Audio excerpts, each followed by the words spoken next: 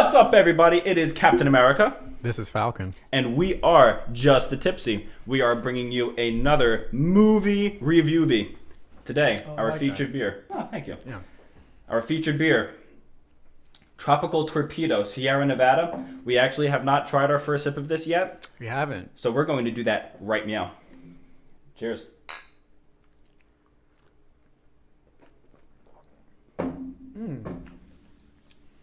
That is a smooth IPA. Very, very smooth IPA. I appreciate that. 6.7 ABV. Not sure what the bitterness units on this are because the label actually doesn't give us a whole lot of information, and neither did the box. We will find out, and you will see it in our next review. We'll probably Absolutely. do booze reviews coming up Certainly. Shortly. This is actually a reshoot, but because we were able to do a reshoot, we brought in a very special guest today. From the star of the original 1994 Lion King, we have Simba himself. Now, unfortunately, Simba isn't going to be able to offer any commentary. You're going to see his head is a little wonky. Yeah. He just had wisdom tooth surgery. He got all 19 of his wisdom teeth taken out. Do So he's a little lions woozy. 19 wisdom teeth? That's a fact what lions have? It is now, because all words are made up. So he's going to be if you see his head tilt a little bit, it's okay. He's on He's a little bit tipsy. and we like to keep it tipsy here. So does Simba. With that being said, let's get this bad boy started. So, All right. we rate everything from a scale of 1 to 10. We have 5 different categories. And the first start with cinematography. So, what rating did we give this? So again, this is the live action version of Lion King. CGI Heavily debated with the label of live action, but we're going to call it live action for the sake of this. Which I was like, all right, but whatever. Cinematography, obviously, CGI has gone up such a level in the past decade. For sure. So we actually gave this an 8.8. I think I brought it down a little bit. There just wasn't as much whimsy and wonder with the rest of the CGI live action films that we've been seeing. Yeah. And it just didn't hit the same for me. But we'll get into it. It just, that was my rating, is an 8.8. There was some emotion missing because of the eyes and because it's so photorealistic and because they were really going for a documentary type of style. Jon Favreau is usually really, really good about making sure that that you can see character emotions within their facial expressions. Right. And while some other parts of their face, you can only give a lion so much articulation, which they did. But the eyes, there was some type of glazed look, and the pupils just didn't have that same type of That's what it is. deliberate quality that they seem to have in the original animated one. That stampede scene in the original Lion King, Simba's face just expels. You so see much the emotion. you see the entire spectrum of emotions that he's feeling, and the way that it's 97% shot. of that is just in his eyes. Exactly, and the way that it's shot, you see the shadow coming over. It's just there was something just inorganic about the way that we saw the lions this time. Yeah, it was rough. Right? Writing, which I think we also agreed was Subpar, to say the least. 6.7. Yeah, 6.7. This was one of our lowest Out of 10. One of our lowest ratings. Lion King, for those of you that don't know, you probably should, but if you don't, is based off of Hamlet. Why would you not know what Lion King is? So we no judgment, but we are judging. I'm judging. So Simba's judging. he's like, "What do you mean you don't know?" Oh, see, sorry, I speak on his behalf. It's that noggin, man. I'm telling you, that wisdom tooth surgery really knocks you out. He's got the weakest neck muscles in America. Yeah, for real. Well, he also has a cotton neck, so you can't blame him for that. That's fair. But going back to writing, it very much felt like instead of them, whereas in the first one it was very poetic, it was very dramatic in a Shakespearean type of way. I mean, you got the tragedy, you got the comedy, everything landed really, really well in the original. Yeah. And just by nature of this being a remake, it felt much more like the cast and the voice actors, which we're going to get to in another portion. It felt a lot more like they were just reciting the lines as opposed to how it worked within the entire scope of the line that they were doing. It felt like a lot of parts were standing out within an orchestra, where instead of the entire orchestra acting as a phrase and really acting like as one sound. It did. I mean, a lot of the lines, they kind of just dropped. Even the beginning. A lot of the lines were dropped. The lines like even the beginning when Scar is doing his kind of monologue about like The life's not fair. Yeah. That just Jeremy Irons, like, he evokes such a kind of, like you said, a Shakespearean kind of like waxing poetic like vocalism. Yeah. And I never remember I gotta remember how to say this guy's name because he's a great actor. Yes, he is. Ejiofor or Ejiofor or however it is. Ejiofor, I think. Ejiofor. I hope we're getting that right. I really hope we're getting it right. Please don't look at this and kill us. But yeah, it did. It just looked like they were reading lines off a script, and they were you didn't get that like intensity at all. I don't think, like, even Beyonce's lines, Donald Glover's lines, like all half of them were just really fell flat. They felt deflated. Yeah, it's a weird thing when, like, when we talked about this, like, voice acting, when you cast for voice acting, it's so much different than when you cast for regular acting. I mean, Beyonce, Donald Glover, Ejiofor, like, all those guys are great actors. Yes. Aside from voice acting. Yes. And it's rough to watch a good actor kind of flop Yeah. on a voice acting job, especially one that we had so much excitement about. But James Earl Jones' delivery, he really held this. Man. This movie together. We'll get it again when we get to casting. We'll get a little more into that. He's holding up that score. Yeah, he certainly did. When his character development, 6.8. So it wasn't too much better, just a notch above writing. I really didn't. I mean, nobody. There was no real arc for any given character. I mean, Simba, as a matter of fact, as you know, it's like they clocked in and out. He really regressed. It was really like a Benjamin Button level of character development, where he started off as this lion who really wanted to see what he could get into, get to where the fight was, prove how brave he was, prove his strength. And you get that from the original too. Yeah. Except in the original, they really went somewhere with that arc, and it really messed with him. Yes. At the as Nala comes back into the scene, he realizes that he still has a role to play in Pride Rock, and in the original, you feel that like stir of emotion. He's really conflicted. And this one, it's just like Donald Glover talking to himself for 11 minutes, and then he runs off to Pride There was Rock one scene where after he saw Nala, after they had a really, really quick banter about, the Pride Rock and the Pride Lands are in absolute shit right now. You need to come over here and fix it. And he's like, nah, Hakuna Matata, and then it's just over, and it's over in a flash, and he's like, by the way, I found this really, really cool place, and I think you should come live here with me. Yeah. The end. And then that was it. And then I was like, nah. Right. La. And it's just going to keep happening. You're going to have to learn to love it. But you'll learn to love him. I'm telling you, kid. But anyway. I might pull the plug on this one. It ends up, like, a lot of it, the banter itself is too quick, and that has to do with the writing. But then the characters really suffer a lot from how all of this writing is delivered. Yeah. And it feels like there's such a regression when it comes to Simba himself. And like I said, there's this one cringeworthy scene where he's just talking about not needing anybody. And I'm like, I'm sorry, you had no one for a solid hour and you almost died. Yeah. So could you, not? Yeah. Because there was a lot of inconsistencies. And with the characters themselves, except Mufasa, really was the Glufasa that held all this together. Hashtag Glufasa. Hashtag Glufasa. But, yeah. Wasn't a big fan. But score is next, 8.9. 8.9, yeah. And if this was just Hans Zimmer original score and just instrumentals, it would be an 11. Yeah. But I don't know what the fuck that was. I got a hairball. I was gonna see.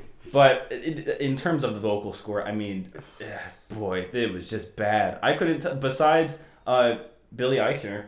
He did. He's a decent singer. He's probably the best singer. And you would think that with the cast of Donald Glover, who is a good singer, and Beyonce, who is one of the all-time greatest singers, like award-winning. It was just bad. I mean, Seth Rogen was just bad, and they were inconsistent with how they did his. I was gonna say, and here's the thing. So Seth Rogen, we could probably all assume can't sing. Right. We probably assume that from the jump. We were like, all right, he's gonna like mess around with the singing, but they tried. They actually tried to get him. They gave him harmonies. Don't do that. If you're gonna make him a bad singer and you're gonna make him a bad singing character, keep it that way. Balance it with comedic effect, and don't try to then make him the bass line in The Lion Sleeps Tonight. Yeah. Speaking of tonight, Can You Feel the Rift Tonight? Ooh. Can you feel the love tonight? It was bad. It was really bad. Like, it was bad. so distasteful. And it just didn't... It was literally just the two of them... Riffing. It was like that 4.5 minutes. that video of Ariana Grande and Mariah Carey, but they're cartoon characters that are like screaming at each other back and forth. That's what Can You Feel the Love Tonight and then felt like Christina Aguilera comes in and like dog piles on top of both of them. Yeah. That's basically what you got from that song. Yeah. And at that point, I was like, all right. And again, the only redeeming character in that song was Timon, Billy Eichner. Billy Eichner did a great job. Other than that, just vocally inconsistent, but the instrumental score literally just took everything that they did in the original, which he could have left completely on its own, but he was like, you know what? I don't think I won quite enough Grammys, so I think I'm just going to ramp everything up again. A Grammy for the same movie. We already think he's the greatest movie composer of all time. This is just going to put him on like a Bill Belichick level, like pedestal of just absolute dominance. That's like if Neil Armstrong came out of retirement and was just like, fuck it, I'm going back to the moon. Yeah. And did it in a month. Yep. That's what you got. Hans Zimmer is that guy. Yep. And then finally, casting. I think we gave this one a 9. Or is that right? Or was it a lower? No. That was our lowest 6.9. Yeah. I lied. It was a 6.9. It was one of our lowest ones. It was, yeah. I think it was right up there with writing, which was terrible. And you know, when you're looking at it on paper, again, it wasn't terrible. It's supposed to be. It was supposed to be so much better than it was, because you look at it and you're just like, James Earl Jones is reprising his role, however you pronounce that. I say reprise. He's coming back. You have who played Sarabi? Well, in this one, I think it was Alfre Woodard. Alfre Woodard, who is phenomenal. She was great. You have John Oliver, who was my least favorite cast. I actually liked him a lot. I liked John Oliver. Oh God! And this is the thing. This kind of folded into his character development too. I think that Zazu in the original Lion King was protective of Simba and Nala, but not to the degree that we saw in the live action. Yeah. I gave him props for that character development, which is part of the reason that the score jumped up a little bit. But I did like John Oliver as Zazu. He had a little bit of comedic effect. It was a little bit dry, but I think that's what we like. It was well placed, and aside from, I'm glad that they didn't do the Morning Report song. So that kind of by default throws the score up, just because we didn't hear something. Right. Which is an interesting way to score things. But let's go on what wasn't there. Yeah, and score it based on that. What wasn't there? Talent. Oh, who said that? Simba, chill out, man. I'm sorry. It's too loud. That's you need to relax. Yeah, chill out, bro. Have a beer. But I did. Other than that, I didn't really like any of the other characters either. I thought Billy Eichner was pretty funny as Timon. The banter that he had with Seth Rogen was decent. Seth Rogen as the character Pumbaa and not as the singer Pumbaa landed much better for me. I thought the hyenas, each one of them, was lousy. I thought Keegan-Michael Key was lousy. I thought you have him and Eric Andre, and again, when you look at it on paper, the banter between the two of them should have been all-time legendary. Great. But they were on screen for like a total of 5 minutes together through the entire movie, and every time they were, it was their shtick was personal space. Yeah. Really? He's like, you're in my space. Like, why are you on my shoulder? Why are you always touching my foot? Yeah. Like, that's what you got? I was like, these hyenas are literally starving. And that's your priority is like not. Is that you're shedding on me? Which is part of we talked about this too. Like part of the greatness of the original, they play that up. That kind of like a hyena's belly is never full. Yes. In the original, and Scar pretty much exploits that. Like that's his whole hook into the hyena kind of militant army that he creates is the fact that eat with follow me and you'll never go hungry again. Exactly. Is like a quintessential line of the original. Exactly. And they don't play that up at all, except for saying that a hyena's belly is never full. And they say it's dropped. Twice, yeah, it's dropped twice in the beginning and at the end, and it doesn't fold into the plot the way that it did in the original, and it didn't land for me. Shenzi was way too militaristic. I think Whoopi Goldberg did a great job of showing. Yeah, she showed great comedy chops, right. But she also had this level of intensity and darkness. Yeah. That it was like this brooding. She could kind of burst at any minute, and she's not going to take any type of nonsense. Right. which is what you want in that kind of character. And I thought that she balanced it much better. I wish they would have brought her back. They ended up, and for what they were going for, they casted really well. But I just think that it wasn't a very good character. Yeah. I want to go back real quick and talk about one scene during the Battle of Pride Rock, where you have Pumbaa, who went back and with Timon, and they were distracting the hyenas, and they called him, in the original they called him Pig. Who's the pig? Yeah. And the banter goes, who's the pig? Are you talking to me? Oh, you shouldn't have done that. Are you talking to me? Yeah. They call me Mr. Pig. In this one, because we're in 2019, Called him fat. they called him not fat. They called him chubby. Chubby. All right. Whoa. One thing that the Renaissance, and when we say Renaissance Disney films, we're talking about from 92 until, what was it, 98? No, it was 80. It was 89. Sorry, 80, Little Mermaid was Mm-hmm. kind of the kickoff of the Renaissance. So 89 to 98. So you got everything between The Little Mermaid and Mulan in 98 is Renaissance. What those movies did and why we in our generation are so drawn to them is because they did a really good job of teaching you lessons that when you were good and ready to learn them. Hunchback of Notre Dame, you fell in love with it when you were a kid because of the colors, because of the spectacle, because of the score, and you fell in love with all of the grandiose features of that film. Yeah. But then what it ended up teaching you as you grew older was to love people for who they are on the inside and not based on their looks. Mulan, you loved it because of, again, the score. You loved the sense of tradition, and kind of going against it. It talked about honor. It talked about being good to your family, and you learned about those things as you grew older. Yeah. The Lion King taught you about staying true to yourself, and not diminishing others and diminishing what their part is in the circle of life. Which, by the way, going back to score, better than the first one. Circle of Life was great. So good. And that was interesting too, because I think that like Lion King taught you that it's okay to not know exactly what your role what is, you're supposed to be, and sometimes to even run away from it for a while. Like if you have a feeling in your gut about like this is what I should be doing, and you're scared as shit, like most people are about like facing that destiny. That's completely okay, and they play it out really well in the original to do that. Like Simba. He's a young boy and a young child who loses everything, right, in one fell swoop, and then he goes.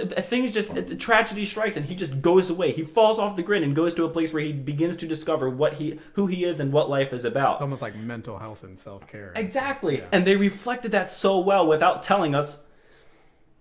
Listen here, Sonny. I have an important lesson to tell you. You need to love yourself. Bullies. Don't, and you can call whoever whatever you want, but I'll never tolerate a bully. Yeah.